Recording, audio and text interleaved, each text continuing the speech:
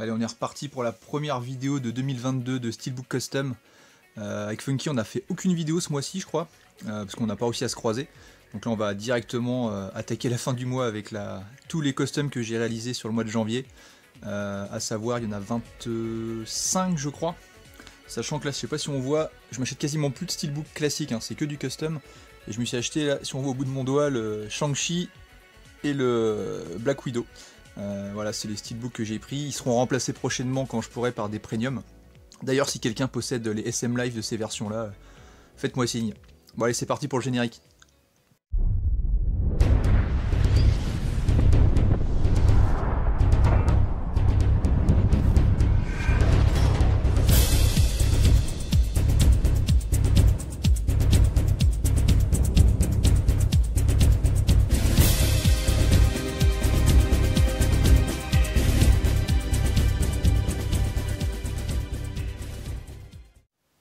Alors le premier steelbook de la sélection, c'est un des derniers que j'ai fait. Je me suis attaqué à compléter ma collection des Walt Disney, j'en possède plein déjà en véritable steelbook, et je me suis dit pourquoi pas compléter en faisant des customs. C'est Ralph 2.0. Il est rigolo, celui-là il est sympa. J'ai préféré le premier, hein, qui était plus basé sur les vieilles bornes d'arcade, du coup ça me rappelait plus, il y a plus de nostalgie dans le premier par rapport à ma vision du jeu vidéo. Et là on est plus vraiment basé sur les réseaux sociaux. Mais c'est une bonne suite, hein, c'est un très bon Disney. Bien divertissant. Donc voilà, j'ai pris le parti pris de mettre une jaquette avant en couleur et l'arrière, dès que je fais du Disney, ça sera du noir et blanc. Donc voilà, c'est un choix perso, moi j'aime bien quand c'est comme ça. Allez, on enchaîne avec Toy Story 2. Donc j'ai fait 5 Disney ce mois-ci, hein, j'en ai fabriqué 5. Et je me fie au classement. Ils ont fait les Disney numérotés en France. Il y en a 120 et des brouettes, je sais plus. Et par rapport à tout ce que je possède, je vais essayer au fur et à mesure de me faire un full set. Ça prendra peut-être plusieurs années, mais voilà, si je peux tout compléter, ça peut être pas mal. Toy Story 2, alors c'est celui que j'adore. Toy Story, hein, c'est mon Disney préféré. Le 2, c'est celui que j'aime le moins par élimination, ce que je trouve excellent. C'est juste que la fille, la cow-boy, là, je la trouve un peu insupportable. En VF du moins, je regarde tout en VF, je regarde rarement en VO, même pas du tout. Et du coup, je me suis fait Toy Story 2. Je possède le steelbook du 1, l'édition Mondo, et je possède le steelbook du 3.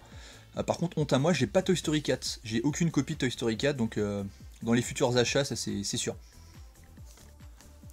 Troisième Disney de la collection custom, vice versa. Pas mal avec la petite fille, là c'est...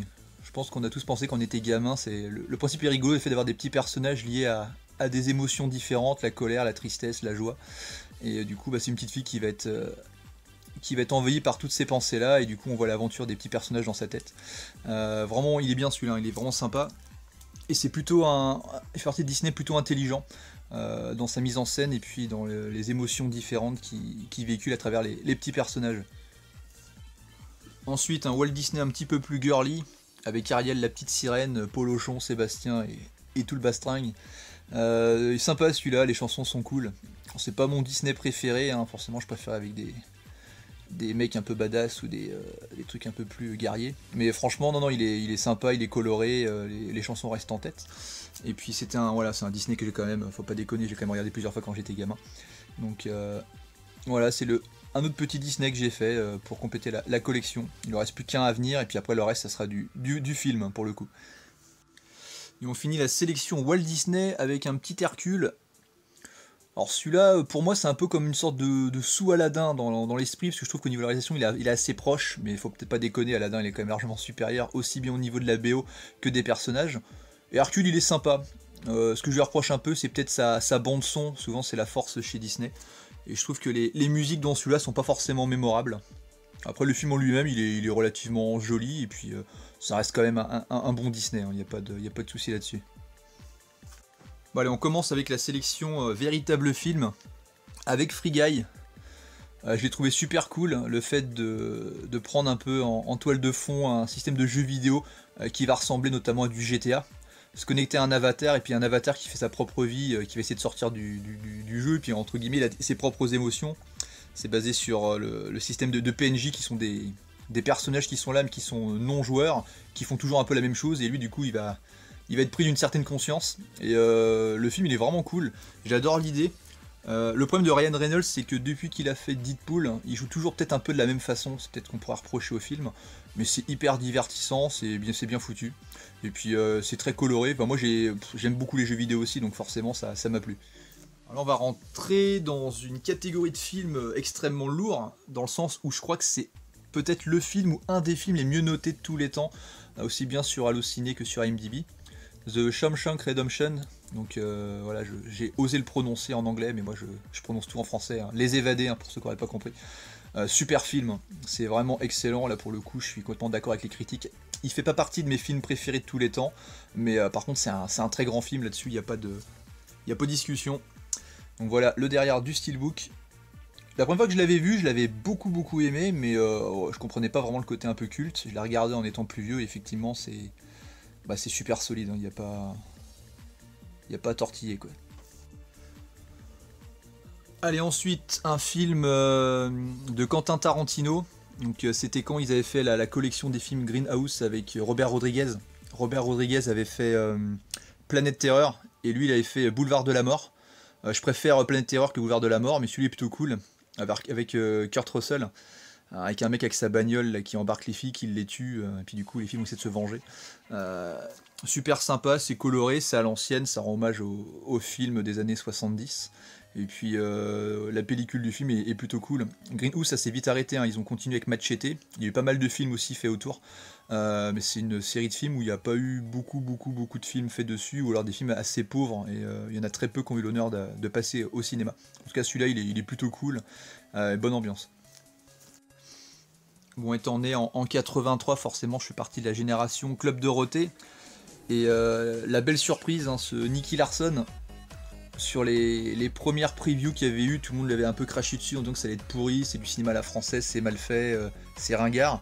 Bah finalement il y en a plein qui se sont écrasés direct, franchement c'est un super hommage. C'est hyper bien foutu, on sent que Lachaud il est fan de City Hunter, un titre original, Nicky Larson, et franchement il s'est entouré d'une belle brochette d'acteurs, en plus de ses copains habituels, pour faire un très bon film live. Il y avait une version qui était sortie, Nicky Larson avec Jackie Chan.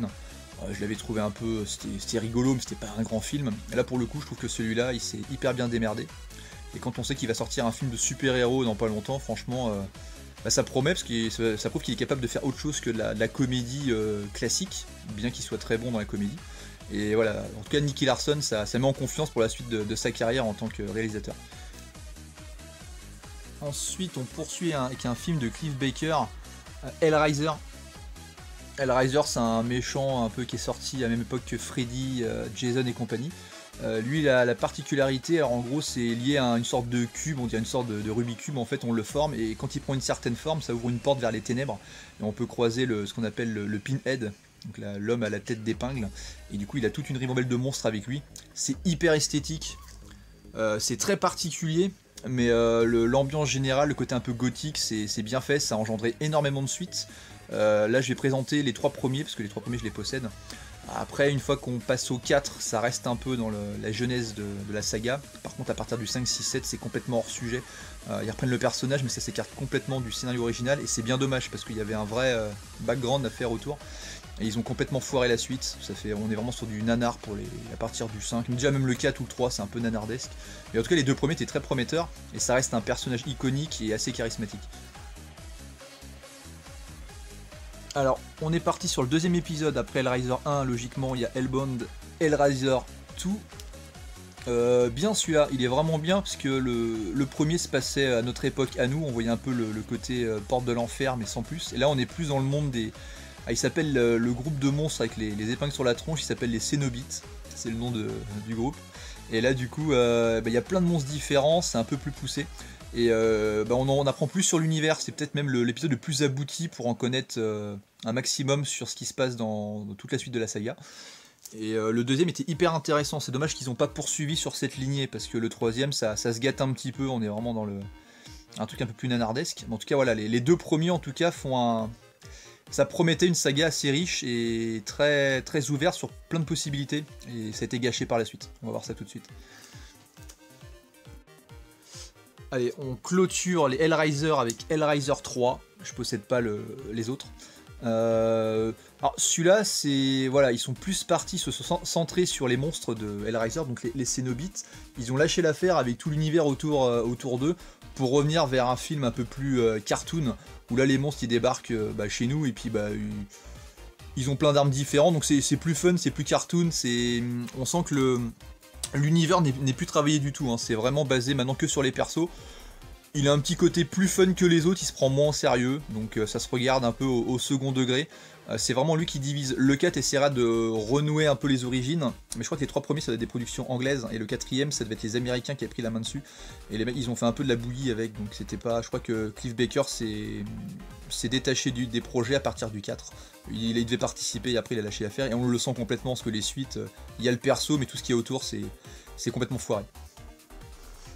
Alors on va s'attaquer à un autre film, le seul dont je possédais pas de steelbook, Resident Evil chapitre final. Alors faut savoir que Resident Evil, je suis un énorme fan de la saga en jeu vidéo, d'ailleurs c'est la saga que je préfère de tous les temps en jeu vidéo, je les possède tous en steelbook custom, fait par un mec qui m'a donné envie de faire des steelbooks custom, c'est lui qui a fait que je me suis lancé dans les customs, via l'achat que je faisais sur eBay sur ses customs à lui. Donc les techniques de travail sont différentes, mais globalement maintenant j'arrive à m'en sortir. Pour revenir au film, chapitre final. Alors, le problème de Resident Evil, la saga, c'est que ça s'inspire des jeux, mais en crachant dessus, parce que ça suit pas du tout les bons persos, la bonne histoire. Ils ont essayé de réhabiliter ça à partir du deuxième en respectant un peu plus les jeux. D'ailleurs, le Resident Evil 2 de la saga de Paul Anderson, c'est mon préféré. Je crois que c'est le seul qui réalise même pas. Le troisième, c'est Russell Mulcahy aussi qui réalise, donc c'est pas lui non plus. Il a fait le 1, le 4, le 5 et le 6, Paul Anderson. Ouais, c'est rigolo, hein, moi j'aime bien, mais après c'est pas un grand film, hein, c'est juste que comme je suis complétiste, pour avoir tous les films, qu'ils soient meilleurs ou moins bons, je les prends tous, hein, j'aime pas avoir des collections incomplètes. Donc celui-là il est rigolo, mais c'est un peu nanardesque, puis c'est quand même un peu réalisé avec les pieds, hein, faut dire ce qu'il y a, quoi. Là on part sur Hellboy, le remake, pas les films de Guillermo del Toro, c'est Neil Marshall qui l'a réalisé celui-là. Pareil, il s'est fait défoncer au box-office, considéré comme un mauvais Hellboy, puis il a pas du tout marché. Encore avec Milla Jovovich, hein, comme celle qu'on voit dans les films de Paul Anderson, forcément c'est sa femme, donc il a fait jouer dans quasiment tous ses films. Moi je l'ai bien aimé celui-là, c'est une bonne série B. Il est un peu plus trash que les Hellboy de Del Toro, même si Guillermo del Toro a fait des Hellboy, c'est un peu plus poétique, ils sont plus jolis esthétiquement. Mais là, il est bourrin, il y a pas mal de punchline, et puis je sais pas, moi je l'ai trouvé sympa. Ça reste de la série B, on sent que c'est pas du triple A, mais voilà, moi il m'a bien diverti. C'est dommage qu'il n'y ait pas de suite parce qu'il y avait matière A. Alors attention, là on va faire presque une minute de silence. Là, on est sur le film préféré de mon beau-père, c'est un routier. Ça fait rire sa fille. Over the top. Des camions, des muscles, des bras de fer. Un scénario d'anthologie. Là, on est bien, quoi. Ça, c'est le genre de scénario dans les années 80. Il fallait pas grand-chose pour qu'on s'éclate. C'est ça que j'aimais bien, justement. Là où maintenant, on cherche des scénarios hyper abrutissants qui te font mal à la tête. Avec ça, c'était juste des bras de fer. Le mec, il voulait épater son fils avec qui il avait des liens un peu conflictuels. Et voilà, donc Over the Top, un film de la Canon. La Canon, ils ont fait quelques petits films quand même avec Stallone, ils ont fait Cobra aussi. Et celui-là, alors le scénario, il tient sur un timbre-poste, mais tu regardes ça pour te marrer, et puis ça sent bon l'essence, l'huile et la transpiration. Alors là, un film de James Gunn, qui a fait les excellents Gardiens de la Galaxie. Un mec qui vient de la trauma, hein, il a fait notamment, je crois qu'il a dû participer à Toxic Avenger aussi, un film que j'adore, qui est complètement con et fauché. Ce Suicide Squad. Je préfère cette version-là que la première, qui a été réalisée par David Ayer. On a été le voir avec ma moitié au cinéma, je croyais qu'elle allait se suicider, on était voir à 23h. Faut savoir qu'elle aime pas trop les films où c'est vulgaire, et puis alors là, elle a été servie parce qu'il y a le Moby tout couille toutes les 10 minutes. Donc moi je l'ai bien aimé. Alors, le scénario il est pas foufou, le film il est en plusieurs parties, j'ai beaucoup aimé le dernier tiers du film, et puis les personnages sont complètement barrés, hyper divertissant, hein. On sent que James Gunn, quand il est chez Warner, il a plus de possibilités déjantées que chez Disney, bien que chez Disney, voilà, je critique pas parce que les Gardiens de la Galaxie, j'adore complètement les deux films qu'il a fait, donc je peux pas cracher dessus. Je préfère même les Gardiens de la Galaxie que celui-là pour le coup, mais c'est parce que je suis pas très objectif. Mon cœur est Marvel, hein, plutôt que DC, donc forcément ce n'est que mon avis. On part sur du film d'horreur. J'avais présenté avant ce que j'ai fait le custom de Maniac Cop 1, et bah là, c'est Maniac Cop 2. Avec entre autres Bruce Campbell, hein, le fameux H dans Evil Dead de Sam Raimi. Dans le premier, c'était le héros du film, il affrontait le flic qui a une gueule de zombie, là, joué par, je sais plus son prénom, mais Zdar, le nom de famille. C'est le mec, on a fait un nanar il y a pas longtemps avec Olivier, on présentait Samurai Cop, il y avait un mec qui a une tête toute carrée avec une grosse mâchoire, bah, c'est lui qui fait Maniac Cop. Du coup, bah, Bruce Campbell joue dedans, il crève au bout de 3 minutes. Je pense que voilà, dans le premier c'était le héros, mais là ils l'ont éliminé direct. Et à la place ils ont mis comme héros, je sais plus le nom de l'acteur, mais c'est le mec qui joue dans les Goonies, un des frères Fratelli, celui qui a plein de trous dans le visage et qui chante des chansons italiennes à chaque fois.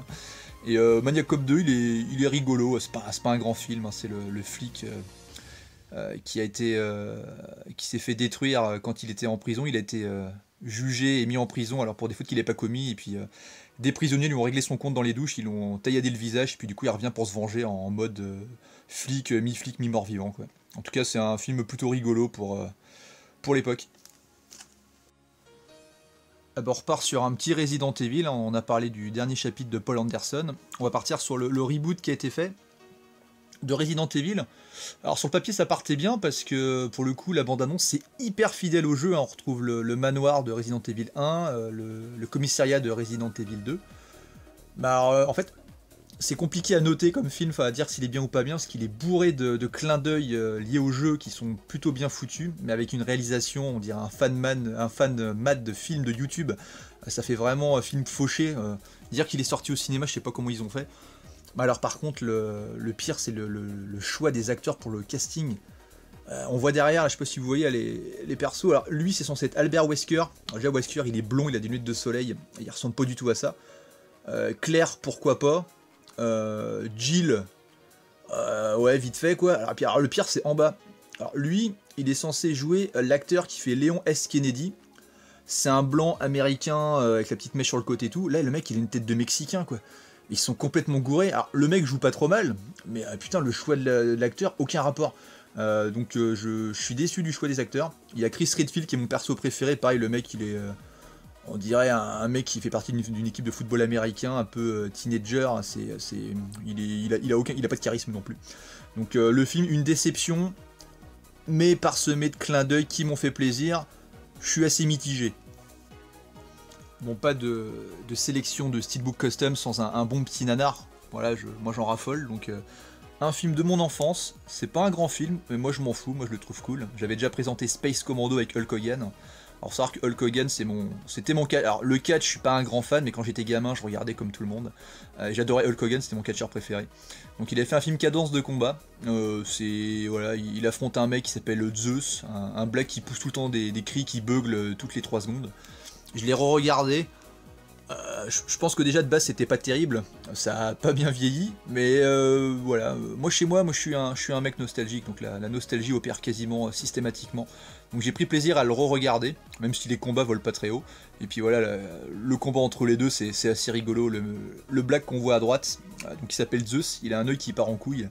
Du coup, on sait pas trop, il regarde quand il fixe Hulk Hogan. Et puis il est affublé, ils lui mettent sa tenue de combat, c'est une sorte d'armure en métal, mais on dirait une armure de Power Ranger. Enfin, moi j'ai trouvé ça hyper cool. Et à re-regarder, c'est complètement con, mais c'est ça qui fait que le film, je l'aime beaucoup.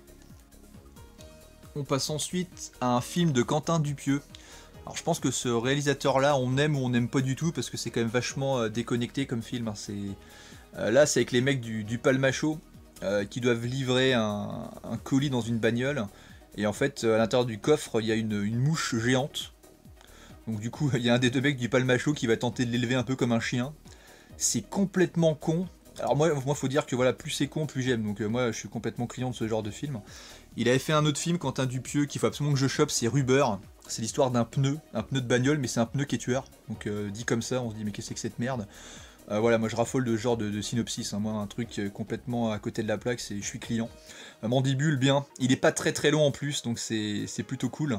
Et puis les mecs du Palmacho, voilà, ils avaient commencé avec Very Bad Blague, je les trouvais meilleurs parce que là on sentait que c'était leur humour à eux. Une fois qu'ils sont passés Palmacho, on sent que c'est un peu plus contrôlé, c'est plus joli, c'est mieux réalisé, mais l'humour est un peu plus lisse. Mais par contre voilà, le petit duo, super, puis le film...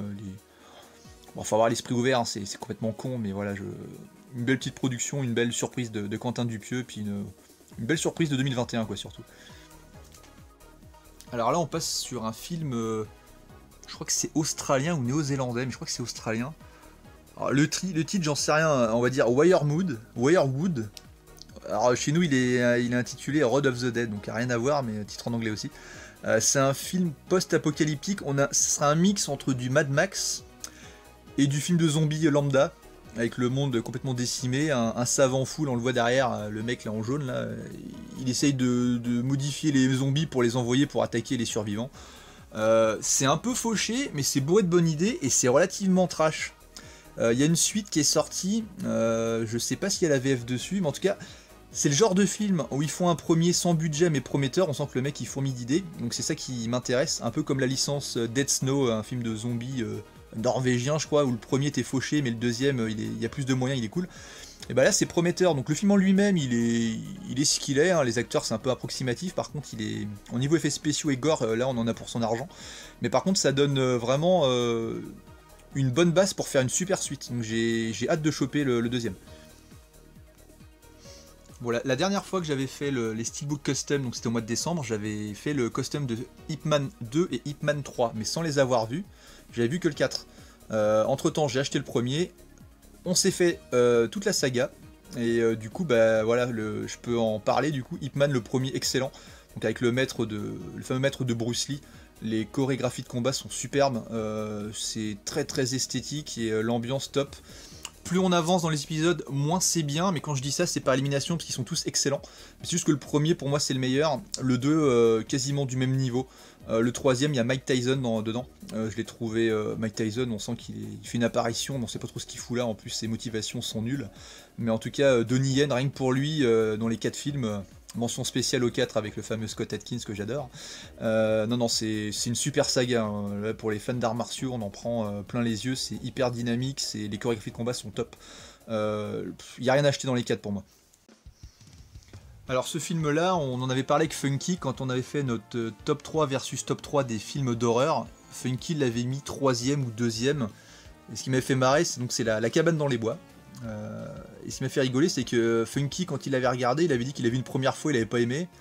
Il l'a mis une deuxième fois, il a plus aimé, et la troisième fois, il a adoré. Donc en gros, s'il regarde une quatrième fois, il va devenir top 1 de tous les temps dans ses meilleurs films, quoi, là, c'est sûr. La cabane dans les bois, moi c'est pareil, alors c'est un peu le même sentiment que lui. Quand j'ai vu la première fois, vu que en fait c'est des mecs, il y a Chris Hemsworth dedans, ils vont dans une cabane, ils font une sorte de, je crois, de télé-réalité, en fait des gens les observent pour voir comment ils réagissent face à des attaques différentes, donc de loups-garous, de monstres différents.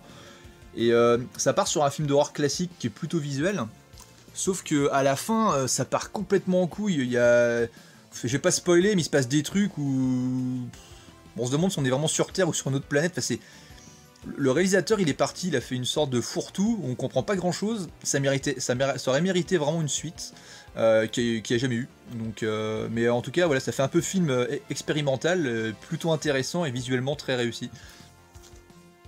Alors là on part sur un petit film culte d'horreur pour certains, Street Trash. Street Trash, en gros le synopsis c'est un mec qui tient un bar, donc en gros c'est dans un quartier pourri où il y a que des SDF.